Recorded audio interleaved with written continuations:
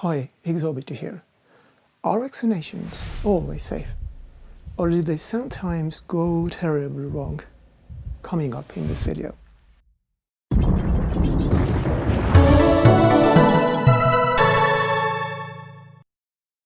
Although vaccines are effective for preventing disease, there are many vaccination failures known throughout history.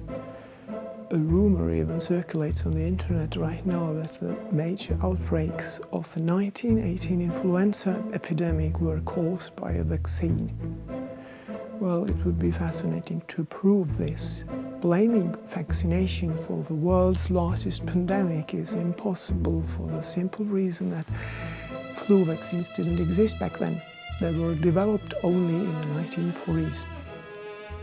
However, this doesn't mean tragedies never happened. Medical history has quite a few examples when vaccination with low quality products had huge negative consequences.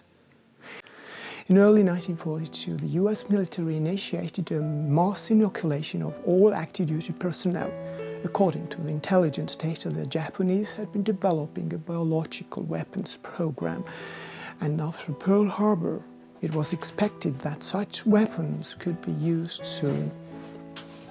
The vaccination was against typhoid, smallpox, tetanus, and yellow fever, while the other vaccines had been in use for decades. One for yellow fever was not only newly developed, but also not yet licensed for civilian use.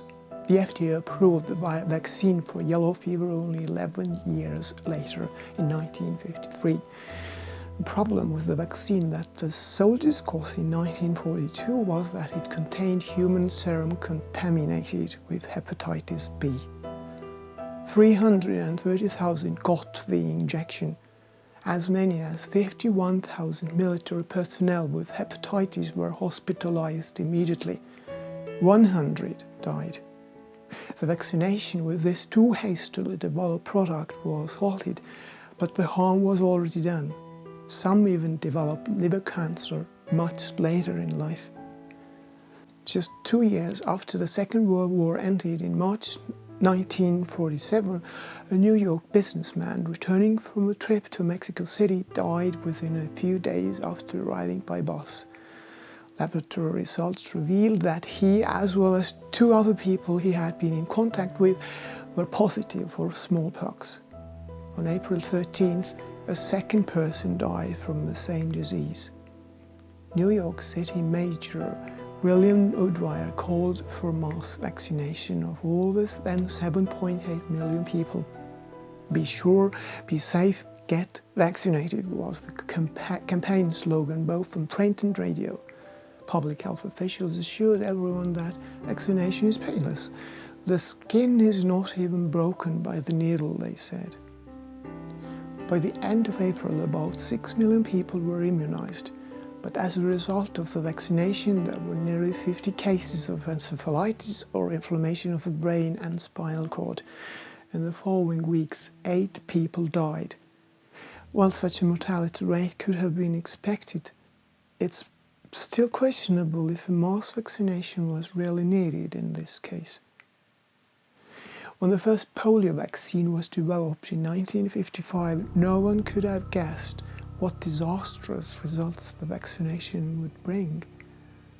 More than 200,000 children in the western and midwestern United States got it. Instead of giving protection against the polio virus, it caused an instant outbreak of the disease. The government abandoned the program, but the damage could not be reversed. Out of those 200,000 kids that were vaccinated, 40,000 got sick. As a result, 200 were left paralyzed. 10 died. It turned out that Qatar Labs, one of the companies that produced the vaccine, had failed to inactivate the virus with formaldehyde. As a result, the injection contained the live virus. In 1976, David Lewis, a private at Fort Dix in New Jersey, died. The blood tests taken on autopsy revealed that the reason for his death was swine flu. At the time, swine flu was considered close to the Spanish flu that in 1918 to 19 killed tens of millions of people. So the media wailed that the historical killer is back. Experts warned that twice as many could die unless everyone in the United States would immediately get vaccinated. Betty's mother gave it to her best friend, Dottie. But Dottie had a heart condition and she died. But before she died, Dottie gave it to her girlfriend, the mailman, the paper boy, and the vet when she went to pick up her chihuahua. If a swine flu epidemic comes, this is how it could spread. You'll want to be protected, especially if you're elderly or chronically ill. Get a shot of protection, the swine flu shot. President Gerald Ford took the recommendation seriously and announced a national immunization program on March 24, 1976, even though no other swine flu cases were detected. 1976 was another presidential re-election year. Well, he had two options in front of him of either spending $135 million on vaccination or possibly losing several million lives and billions of dollars to a pandemic. President Ford really didn't have a choice, or so he thought. Within 10 months, nearly a quarter of the US population, 45 million people, were vaccinated. Unfortunately, on 450 people, the vaccine developed a rare paralyzing disease called Guillain-Barré syndrome. But this disease can even kill. Indeed, there are 300 claims now pending from the families of GBS victims who died, allegedly as a result of the swine flu shot. In other GBS victims, the crippling effects diminish and all but disappear. But for Judy Roberts, progress back to good health has been painful and partial. At the same time, those who didn't get vaccinated but got the virus itself only had mild symptoms. It turned out that the flu wasn't related to the Spanish flu, which had caused the 1918 pandemics after all. Outside the United States, the issue even didn't exist. It had been all for nothing.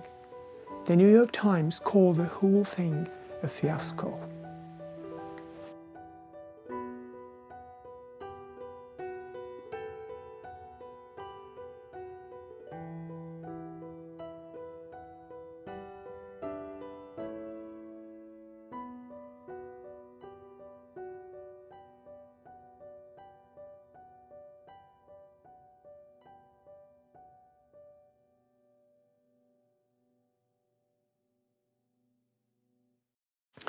Well, if you like this video and would like to be notified when new content will be uploaded here, please subscribe now.